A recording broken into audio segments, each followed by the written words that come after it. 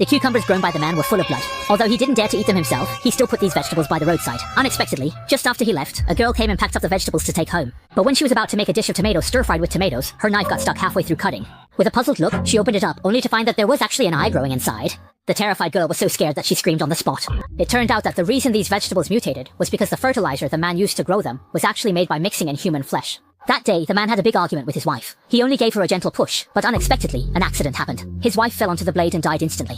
The man was terrified and was about to call the police, but when he thought about his ailing father, his sick mother, his daughter who was still in school, and his broken family, he ultimately gave up on the idea. Seeing that no one was around, the man dismembered his wife's body and then stuffed the pieces into a grinder to blend them up. To make absolutely sure nothing would go wrong, the man turned the flesh into fertilizer and buried it in his own vegetable garden. He thought that this way, no one would ever find out. But to his utter shock, the very next morning, he discovered that the vegetables he had just planted the day before had grown overnight, and each one was enormous, almost mutated, looking extremely bizarre. All the vegetables the man had planted were full of blood, but he didn't pay much attention to it, thinking it was just because he had watered them with wastewater, so he burned all the seeds.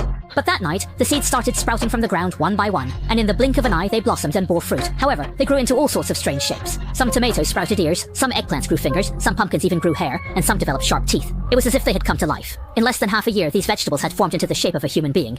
The man heard the commotion and came over. When he saw the kitchen was a complete mess, he immediately realized something was wrong. It was obvious that his wife had come back for revenge. He followed the muddy footprints outside and eventually arrived at his own vegetable garden. There was tomato sauce all over the ground. When he looked up, he was completely stunned. The land that had been barren during the day had somehow turned into a field of tall corn. Before the man could react, his wife's voice suddenly came from the cornfield. But the man wasn't the least bit worried, thinking it was just a prank by the mischievous kids. So he picked up his axe and walked into the cornfield. But what he didn't know was that his wife had already become one with the land. From the moment he stepped in, his fate was sealed. He was doomed with almost no chance of survival. Once the man realized what was happening, he didn't dare stay for even a second. Without caring about anything else, he ran as fast as he possibly could. After getting home, he took out the family's heirloom flamethrower, planning to burn the cornfield to the ground. To be safe, he took out his phone, just about to call for backup, when he suddenly heard his wife's voice calling out to him.